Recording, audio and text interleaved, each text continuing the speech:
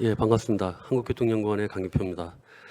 저희 연구단이 추진하고 있는 정확한 사업명은 자율주행 기반 대중교통 시스템 실증 연구이지만, 아마 오늘 그 세미나 주제인 자율협력주행 R&D 기술 세미나의 협력주행과 가장 밀접한 그런 사업이라고 할 수가 있습니다. 그래서 정확히 말씀드리면은 자율협력주행 기반의 대중교통 시스템 실증 연구다라고 말씀드릴 수가 있겠습니다.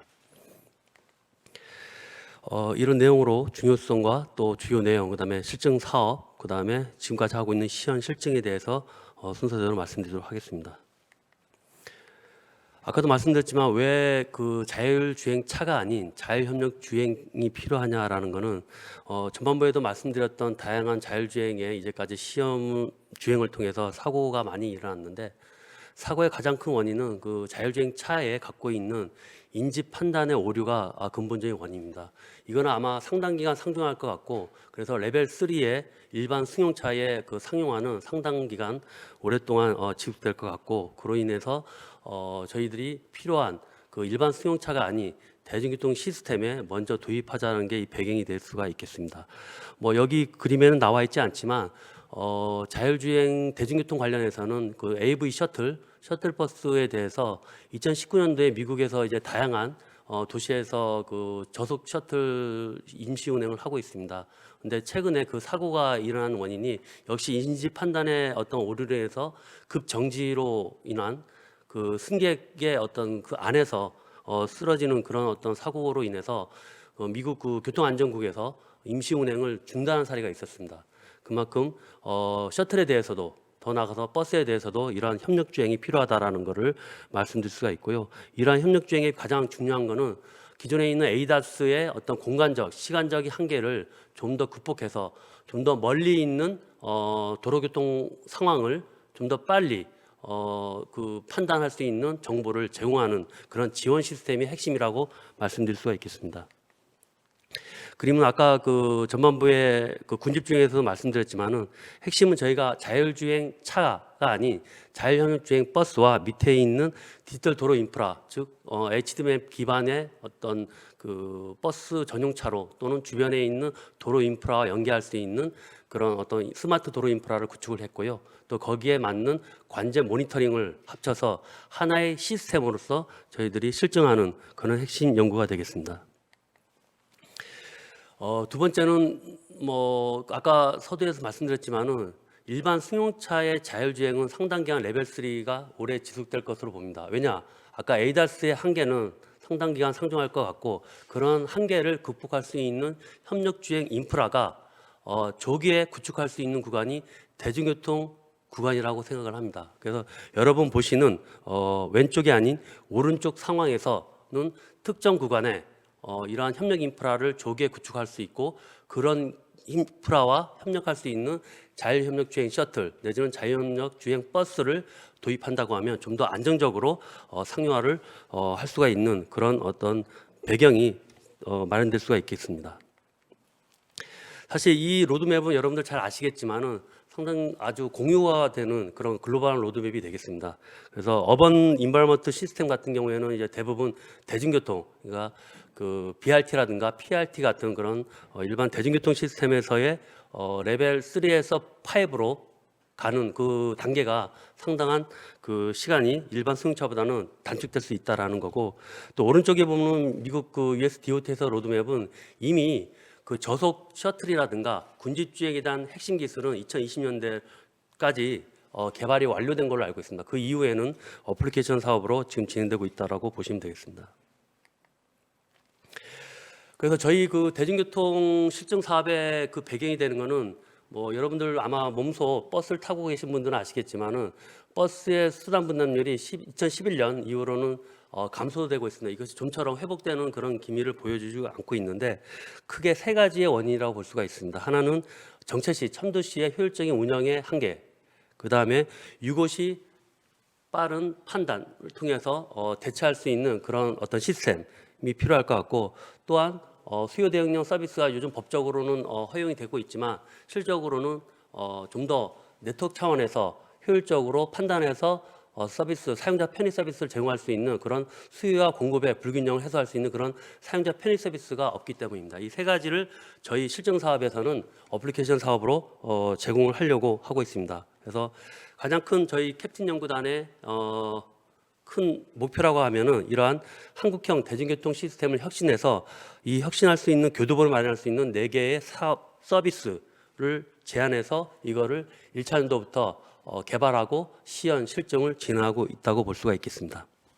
크게 4대 서비스는 교통 관제에 관한 어떤 모니터링을 통해서 비상시에 빠른 대처를 통해서 안전하게 운행할 수 있는 그런 교통 관제 기반의 서비스, 그다음에 현장에 있는 버스 정류장에서의 지원 서비스, 그다음에 사용자 편의 서비스, 그다음에 신호교차로, 도심부에서 가장 핵심이 되는 제어의 그 수단이 되는 게 신호교차로가 될 수가 있는데, 신호교차로에서 일반 버스와 혼재실 때 어떻게 효율적으로 접근, 정지, 출발을 할 수 있는지, 그런 협력 자율주행 서비스까지 4개의 서비스군으로 진행되고 있습니다.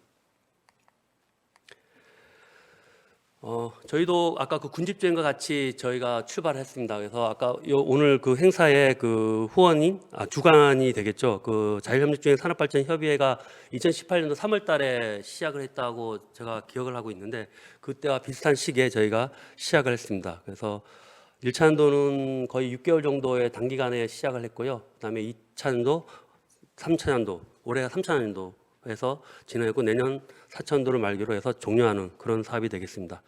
저희 교통연구원이 주관기관을 맡고 있고요. 여기에는 크게 3개의 세부 과제로 나눠져 있습니다. 첫 번째 1세부는 서울대에서 담당을 하고 있고, 여기에는 자율협력주행 기반의 친환경 대중교통 플랫폼 기술 개발이 핵심 기술 개발이라고 보시면 되겠습니다. 2세부는 아까도 말씀드렸지만은 그 자율협력주행 차를 지원할 수 있는 협력 인프라를 개발하는 게 2세부의 주요 내용입니다. 그래서 지능형 인프라와 또 관제 시스템을 연계해서 통합적인 대중교통 시스템과 연계할 수 있는 그런 인프라를 개발하는 게 2세부고요. 3세부는 그 2개를 합쳐서 좀 이따 말씀드리겠지만 실증 단지에 기존에 있는 대중교통과 어떻게 연착륙해서 연계 통합을 통해서 효율적으로 운영할 수 있는 그런 연계 시스템을 구축하고 실증을 하는 그런 사업을 3세부에서 맡아서 진행하고 있습니다. 저희 연구단의 특징은 아무래도 단순하게 그 기술 개발이 아니라 실제 어플리케이션, 즉 아까 앞에서 얘기했던 핵심 기술들, 자율주행차의 핵심 기술, 그다음 협력주행의 핵심 기술, 그런 것들을 대중교통 시스템에 녹아들여서 좀 더 효율적인 실용화 서비스를 개발하는 게 특징이라고 할 수가 있습니다. 그러기 위해서는 저희가 개발하는 자율협력주행 버스도 기존에 있는 사용자 버스의 조향 시스템까지 더 얹어서 나중에 양상성을 고려한 그런 어떤 협력주행 버스 플랫폼을 개발하는 게 1세부의 어떻게 보면 특작전이라고 할 수가 있고요. 2세부도 뭐 요즘 그 SOC 디지털 사업이라고 해서 기존에 있는 노화된 그 도로에 대한 디지털 사업도 진행되고 있는데, 저희가 그 기존에 있는 HDM앱에 저희 그 대중교통 인프라를 얹어서 HDM을 고도화하는 사업이 2세부에 같이 진행되고 있고, 또 하나 핵심은 저희 관제센터입니다.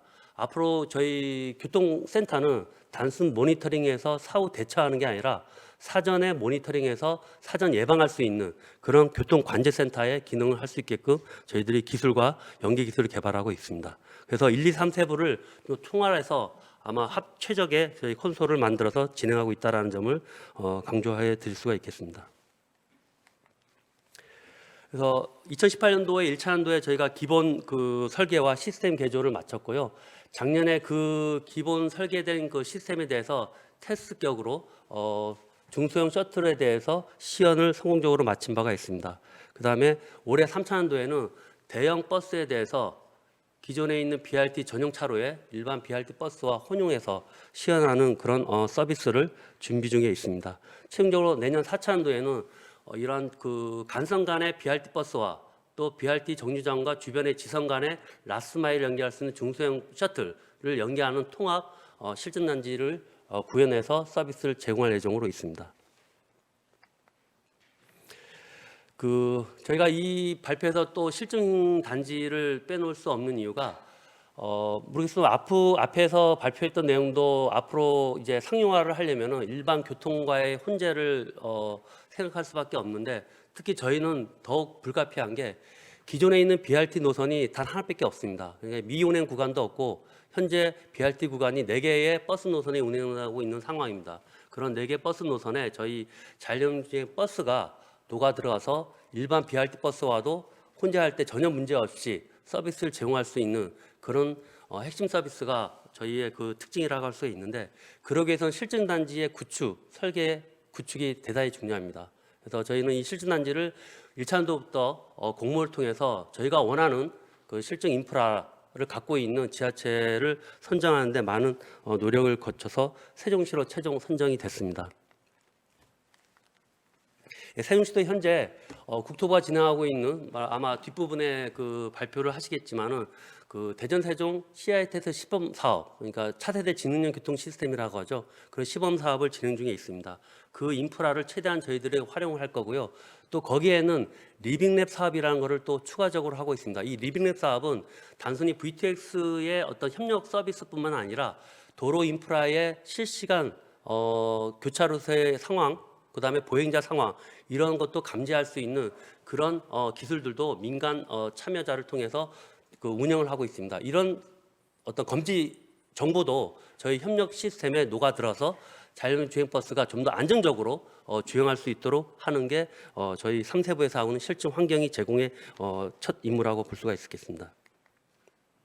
그래서 세종시하고 캡틴이 이렇게 저희 연구단과 어떻게 보면 아주 밀접한 그 협력 관계를 유지할 수밖에 없습니다. 그래서 세종시에서는 그 지원 인프라와 행정까지 적극적으로 지원하고 있었고, 작년에 그런 거를 베이스로 해서 중소형 셔틀에 대해서 성적인 시연을 진행한 바가 있습니다. 제가 아마 이 세미나의 주최 측에 저희 그 관련 동영상을 보내드렸기 때문에 나중에 공유를 해드릴 수가 있겠습니다.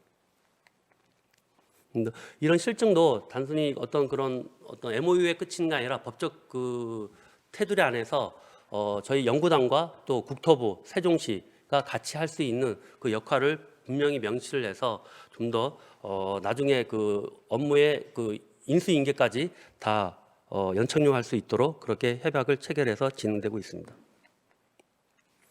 그래서 저희가 1차 년도에 그 세종시의 실증 단지로 그 선정이 돼서 세종시가 유치하고자 하는 저희 그 협력 서비스의 대상이 되는 구간에 대해서 저희가 현장 실사를 했고, 이 현장 실사는 지금도 여전히 진행 중에 있습니다. 가장 대표적인 게 저희 그 버스 BRT 같은 경우에는 기존에 있는 ITS, BIS, BMS 정보와 연계를 해야 되기 때문에, 그다음에 기존에 있는 ITS 정보인 ATMS 정보도 같이 저희 센터와 연계하는 그런 작업들을 지금 해서 진행하고 있고, 이것이 4차 년도에 최종적으로 끝나고 났어도 자연스럽게 세종시가 이관해서 운행할 수 있는 그런 그 제도적인 그런 기반도 마련해서 진행되고 있습니다.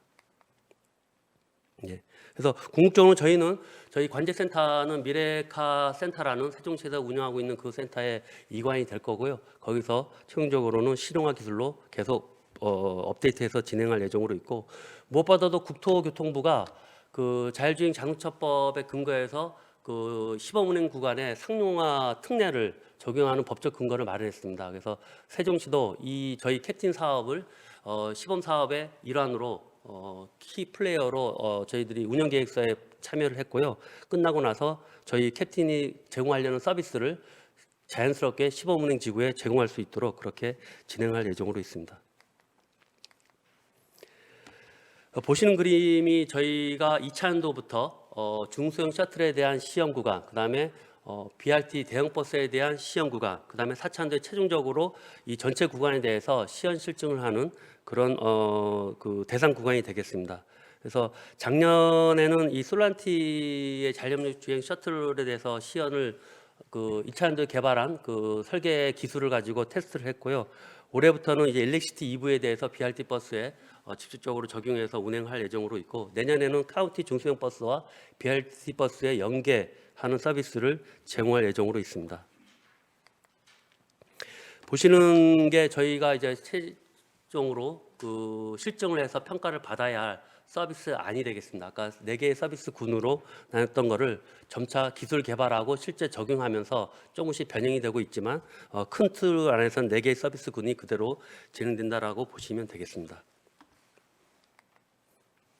그래서 작년에 2000년도에는 이 BRT 구간이 아닌 BRT 구간 옆에 있는 지선도로에 대해서 저희가 일반 차량과 혼재하는 상황에서 다양한 사용자 편의 서비스를 시범적으로 제공했고, 역시 체험자 일반 시민들을 대상으로도 성공적으로 서비스를 제공한 바가 있습니다. 올해 삼천도 시연은 아까도 말씀드렸지만은 실제 BRT 구간에서 상당히 좀 모험적인 도전적인 테스트가 되겠지만 열심히 준비를 해서 아마 11월 달에 시연을 할 예정으로 있습니다. 여기 시연의 핵심은 전에도 말씀드렸지만은 기존의 BRT 버스가 4개의 노선이 지금 주행을 하고 있습니다. 이 차량과 어떻게 자연스럽게 혼재해서 교차로라든가 BRT 정류장이라든가 이런 또는 지하차도라든가 이런 데서 전혀 혼재할 때의 어떤 상충 요소를 최소화할 수 있도록 그런 기본 서비스를 중심으로 시연할 예정으로 있습니다. 저희 시연 실증의 이의를 크게 3가지로 좀 저희가 강조를 좀 해주고 싶은데요. 저희 대중교통은 국가 R&D 사업으로는 저희 국토부의 교통분류 사업으로는 최초의 사업이 되겠습니다. 그만큼 대중교통에서의 자율주행 상용화가 빨리 앞당겨져야 된다라는 게 아마 정책하시는 분이나 저희 기술장 또는 민간에서도 공유하는 공감되는 부분이라고 할 수가 있을 것 같고요. 또한 앞에서 얘기했지만 자율협력 주행 차원에서도 기존에 있는 자율주행 버스에 대한 임시 운행은 다 진행되고 있습니다. 하지만 자율협력 차원에서 최초로 시스템 차원에서, 그러니까 차만이 아니라 인프라와 관제센터와 혼연일치가 된 그러한 어떤 대중교통 시스템 차원에서의 연구 개발을 지금 하고 있는 거고, 궁극적인 목적은 기존의 대중교통의 어떤 노쇠화하는 악화되는 그런 서비스 수준을 끌어올려서 궁극적으로 저희 교통 정책이 도시에서는 대중교통 시스템을 이제 강화시키는 거기 때문에 거기에 일조하는 그런 혁신 사업이 되는 것이 2번째인 거고요. 또 하나는 저희가 일반 차의 어떤 개조가 아니라 현대차가 갖고 있는 상용차를 기반으로 한 조향 시스템을 개조해서 앞으로도 양산하는 데도 큰 문제가 없게끔 그렇게 저희가 진행하고 있는 그런 실증 사업이 되겠습니다. 예, 이상 저희 대중교통 기반의 자율주행 기반의 대중교통 시스템 실증 연구 사업에 대한 설명을 마치도록 하겠습니다. 감사합니다.